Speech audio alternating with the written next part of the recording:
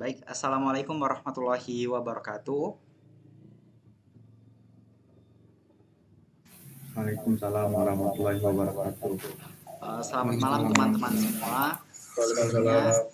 sebelumnya perkenalkan kami dari kelompok PayPol dari PSTIB dengan saya sendiri Arya Setia Pratama dengan NPM 2215061034. Kemudian kedua rekan saya yaitu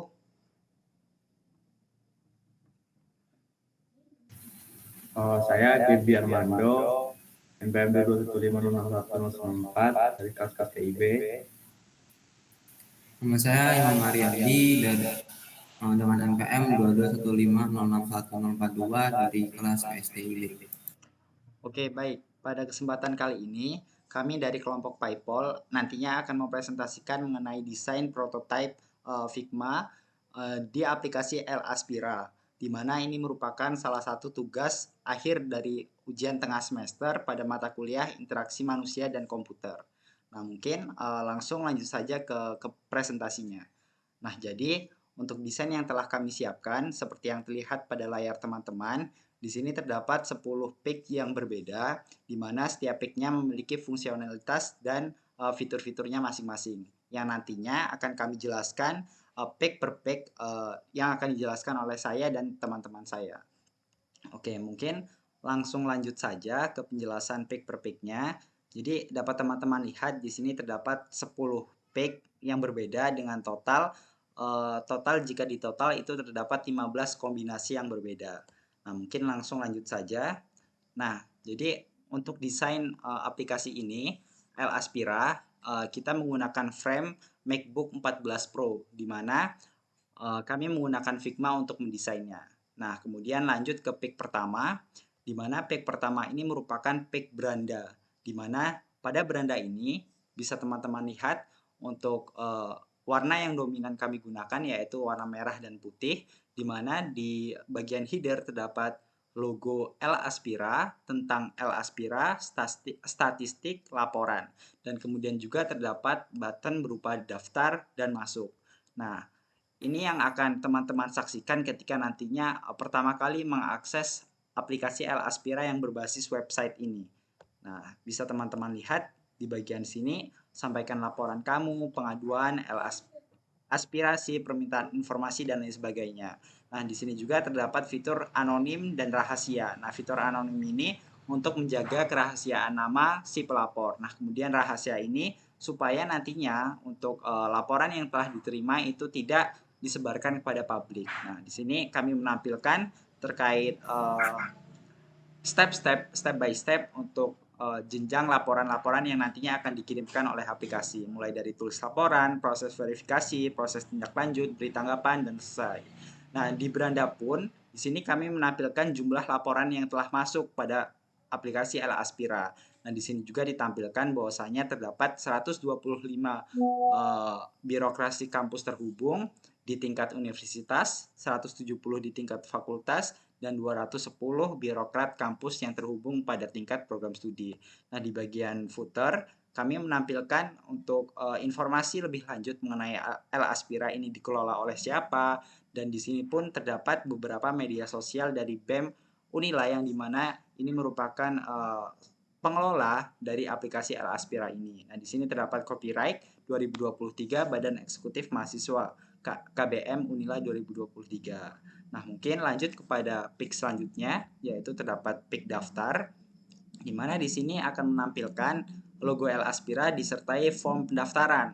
Nah, form pendaftaran ini nantinya mengharuskan user untuk menginputkan NPM, nama lengkap, tempat tinggal saat ini, tanggal lahir, jenis kelamin, fakultas, jurusan, program studi.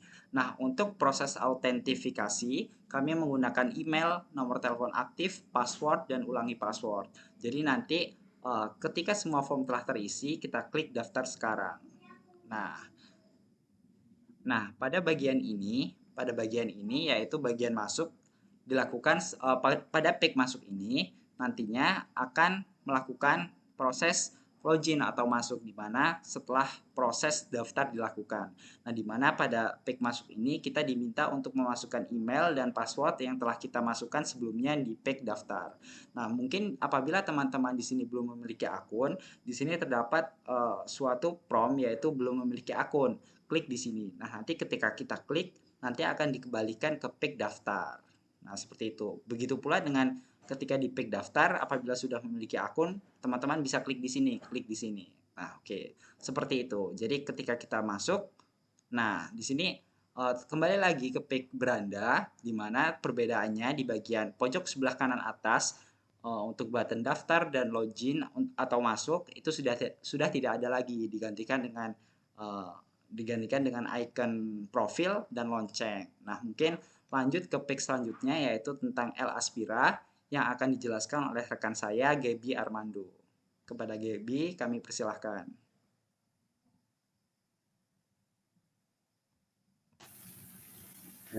Baiklah, pada halaman tentang Al Aspira, mana di sini terdapat beberapa menu juga, yaitu ada logo Al Aspira, ada statistik, ada laporan, dan ada logo lonceng, yang mana itu merupakan sebuah notifikasi terhadap laporan yang telah kita sampaikan pada menu beranda sebelumnya. Dan juga terdapat ada menu untuk membuat profil atau kita masuk ke dalam pengaturan profil kita. Dan juga pada halaman ini terdapat mengenai apa itu platform Al Aspira, yang mana Al Aspira sendiri merupakan aplikasi Al Aspira atau platform inovatif yang lahir dari kebutuhan mahasiswa yang akan dikelola oleh BEM Universitas Lampung untuk menyuarakan aspirasi mereka terhadap apapun permasalahan yang dirasakan pada perkuliahan yang dilaksanakan pada Universitas Lampung sendiri. Dan untuk menu pada bagian bawah itu terdapat akun-akun mengenai seputaran BEM Unila dan juga Universitas Lampung yang dijelaskan oleh teman saya sebelumnya. Boleh lanjut ke menu statistik.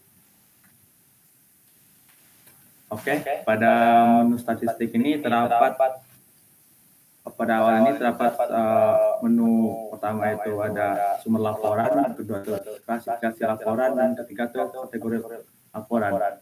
Yang mana pada halaman sumber laporan terdapat dua buah grafik, yang mana itu merupakan bentuk data-data yang telah terinput ke dalam platform ini, yang mana sumber laporan ini bisa didapat dari fakultas manapun yang melaporkan ke dalam platform ini. Dan semua jumlah tersebut dimasukkan ke dalam tabel yang ada di bawah grafik. Kita boleh lanjut ke menu klasifikasi laporan. Dimana pada klasifikasi laporan ini juga terdapat dua buah grafik yang fungsinya sama dengan menu sebelumnya. Sini lebih dispesifikasikan lagi, yang mana di bentuk laporan yang disampaikan oleh sivitas yang terdapat pada Universitas Lampung. Dan itu juga dimasukkan dan terinput data-datanya ke dalam tabel yang akan digrafikkan dalam dua grafik yang terdapat di atas tabel tersebut. Oke, boleh lanjut ke kategori laporan. Oke, pada kategori laporan ini terdapat satu buah grafik yang akan menampilkan jumlah data-data dari laporan-laporan yang telah diinputkan ke dalam platform ini. Dari kategori laporan ini merupakan bentuk laporan yang lebih spesifik lagi, yang mana seperti permasalahan di dalam kelas, seperti kurang nyamannya kelas tersebut, atau juga seperti kotornya sebuah daerah pada Universitas Lampung. Dan juga data-data tersebut dimasukkan ke dalam tabel laporan dan divisualkan ke dalam bentuk grafik yang ada di atas tabel tersebut. Oke, selanjutnya ke menu laporan. Oke, pada menu laporan ini terdapat itu menu untuk mengetikkan laporan, ada juga menu informasi atau ya informasi pribadi dari profil pribadi pengguna, ada instansi terhangat, ada juga bentuk komentar, yang mana pada menu untuk menyampaikan aspirasi ini sama dengan yang telah ditampilkan di awal beranda, dengan pengguna akan memasukkan aspirasi tersebut yang mana akan dikirim ke dalam platform ini, aplikasi ini, dan akan dicek oleh pihak yang berwenang. Dan pada menu informasi pribadi, di mana di sini kita dapat melihat laporan apa saja yang terverifikasi atau yang sedang diproses atau yang telah selesai dari laporan tersebut. Dan juga ada instansi terhangat, memang di instansi terhangat ini merupakan sebuah menu yang akan menampilkan instansi mana saja atau fakultas mana saja yang mendapatkan aspirasi atau menerima keluhan yang sering disampaikan oleh pengguna. Ya, di sini ditampilkan menu peringkat terbanyak sampai yang sedikit atau yang paling sedikit dikasih aspirasi. Oke, untuk pada menu komentar, di menu komentar ini aspirasi-aspirasi yang telah disampaikan oleh pengguna bisa kita tanggapi atau kita dukung, dan juga kita bisa bagikan aspirasi ini ke pengguna lainnya.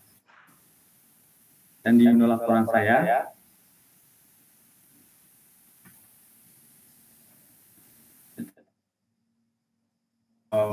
menampilkan laporan-laporan yang telah kita sampaikan. Dan di laporan terhangat itu akan menampilkan laporan-laporan yang memiliki tanggapan paling banyak atau memiliki dukungan paling banyak. Oke, untuk menu selanjutnya boleh disampaikan oleh rekan saya.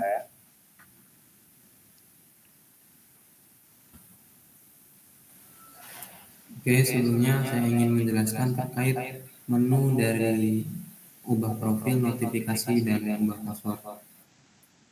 Sebelumnya pada ubah profil sendiri terdapat sebuah form yang mana di dalam form tersebut user diminta untuk mengisi beberapa data seperti nama lengkap, nama pengguna, bio, serta foto profil. Untuk foto profil ini berformat JPG, bisa berukuran 3x4 ataupun 2x3. Selanjutnya pada gambar sampul itu berguna untuk seperti banner yang di belakang pada profil itu. Selanjutnya pada data pribadi, untuk data pribadi sendiri pengguna diminta untuk menginputkan beberapa hal yang antara lain adalah email, nomor handphone, tanggal lahir, serta nomor induk kependudukan yang biasanya terdapat di dalam KTP. Selanjutnya terdapat inputan untuk jenis kelamin. User diminta untuk memilih jenis kelaminnya, yaitu laki-laki ataupun perempuan. Selanjutnya user juga diminta untuk memasukkan pekerjaannya, atau apakah mahasiswa, pelajar, atau wira swasta ataupun pegawai negeri sipil. Selanjutnya terdapat alamat, di mana alamat sendiri adalah yang berguna untuk mengetahui alamat usernya. Ini bisa diinputkan dari jalan, dari apapun itu, hingga dalam provinsinya. Yang di bagian bawah terdapat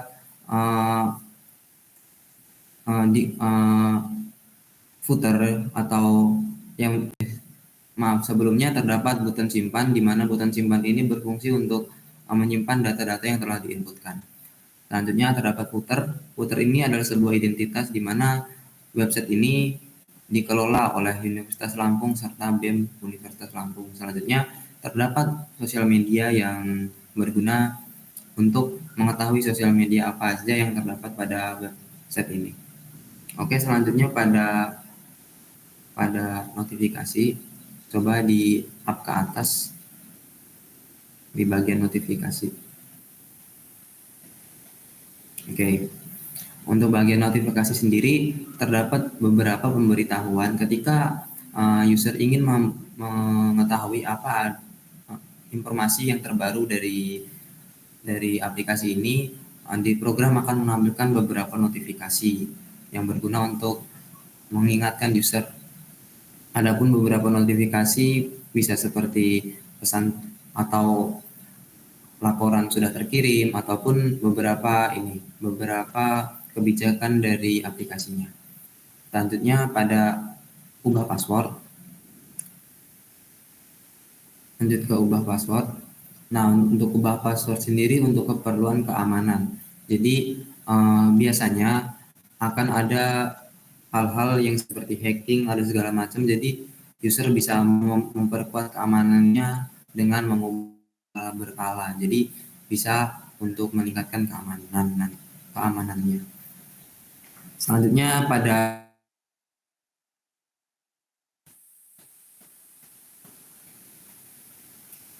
untuk button ubah itu sendiri untuk menyimpan passwordnya untuk menjadi password yang baru. Selanjutnya pada button lihat profil di bagian atas. Lihat profil. Oke.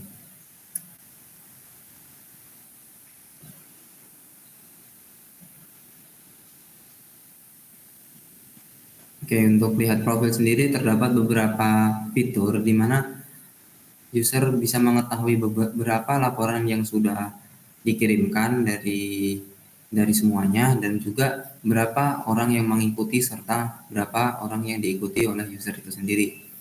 Adapun di bagian bawah username terdapat 4 yang dibagi menjadi semua, belum, proses, dan selesai. Itu berguna untuk yang dimana ketika kita pada semua itu adalah semua laporan, baik itu yang belum diproses, yang sedang diproses, serta yang sudah selesai diproses. Adapun beberapa detail terkait laporan yang di dalam user itu seperti nama penggunanya dan juga judul laporan serta file-file yang mendukung dari laporan itu. Dan terdapat detail menit di mana menit ini bertujuan untuk seperti sudah berapa lamakah laporan ini diupload serta terdapat status verifikasi. Status verifikasi ini berbanding lurus dari 4 fitur dari belum selesai, proses, serta selesai. Dan untuk status privasi ini yang dijelaskan teman saya tadi bisa tersembunyi atau anonimus, bisa juga ditampilkan namanya.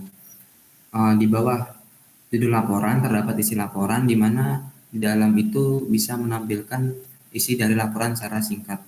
Selanjutnya terdapat kategori laporan di dalam detail laporannya. Kategori laporan ini atau apakah ini laporan dari kritik pendidikan atau kritik ekonomi ataupun kategori yang lainnya yang bisa diinputkan oleh user. Selanjutnya di bagian bawahnya terdapat lampiran, di mana lampiran ini adalah file-file yang mendukung seperti file-file bukti ataupun foto dari si pelapornya. Selanjutnya di bagian bawah itu terdapat ID laporan, di mana ID laporan itu termasuk dalam primary key untuk mengetahui ID agar tidak tertukar dengan laporan yang lainnya. Selanjutnya terdapat icon pensil yang berguna untuk mengubah laporan jika user ingin mengedit laporannya agar relevan dengan apa yang ingin dilaporkan. Selanjutnya, user juga bisa menghapus laporan pada icon silang pada detail laporannya. Dan juga di bagian sebelahnya itu terdapat icon mata, di mana jika user mengklik icon mata itu bisa ada 2 kemungkinan, yaitu publikasi dan tidak dipublikasi. Selanjutnya pada bagian kanan itu terdapat laporan terhangat, di mana laporan terhangat ini adalah tampilan ketika ada laporan yang banyak atau trending atau laporan yang baru saja diupload akan muncul di bagian situ. Selanjutnya pada atasnya, yaitu instansi teramat adalah instansi yang sering dilaporkan ataupun uh,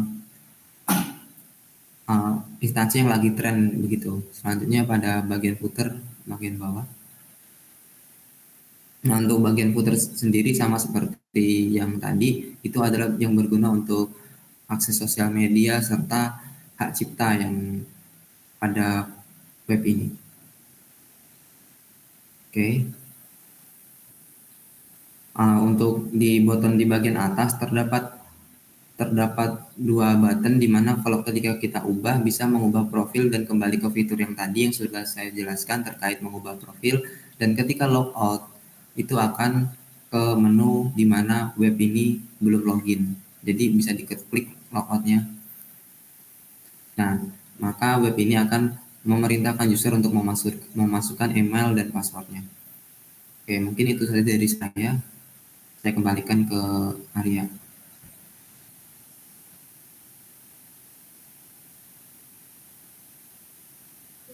Oke, terima kasih kepada Imam dan Gibi terkait penjelasan mengenai desain prototipe aplikasi L Aspira. Mungkin dari teman-teman kelas PSTIC di sini ada yang ingin ditanyakan, kami persilahkan. Sebelumnya izin bertanya.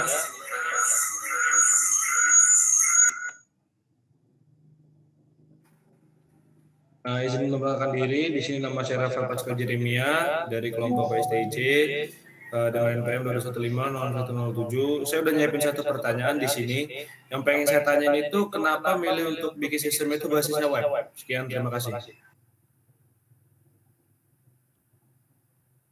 Oke, terima kasih kepada Rafael Pascal terkait pertanyaannya. Mungkin terkait pertanyaannya Pascal akan saya jawab terkait alasan mengapa kami memilih L Aspira. Aplikasi L Aspira ini berbasis website karena kami menilai bahwasannya aplikasi yang berbasis website itu aplikasi yang lebih fleksibel dibandingkan dengan aplikasi-aplikasi lainnya. Dikarenakan aplikasi berbasis website itu dapat diakses melalui sistem operasi manapun, seperti halnya Android, iOS, MacBook, terus ada Windows dan lain sebagainya. Nah, jadi itu pertimbangan kami untuk menjadikan basis website untuk aplikasi L Aspira. Nah, begitu. Oke. Apakah sudah menjawab? Baik, terima kasih. Menurut saya jawabannya sudah cukup. Oke. Mungkin teman-teman yang lain ada pertanyaan? Ya, izin nanya.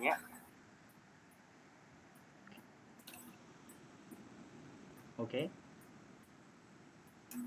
Jadi pertanyaan saya itu kenapa kalian tuh milih warna dominannya itu merah dalam segi website ini? Jadi kenapa? Oke, terima kasih untuk pertanyaannya. Baiklah, saya akan jawab yang tersebut. Di mana penggunaan warna merah ini sendiri di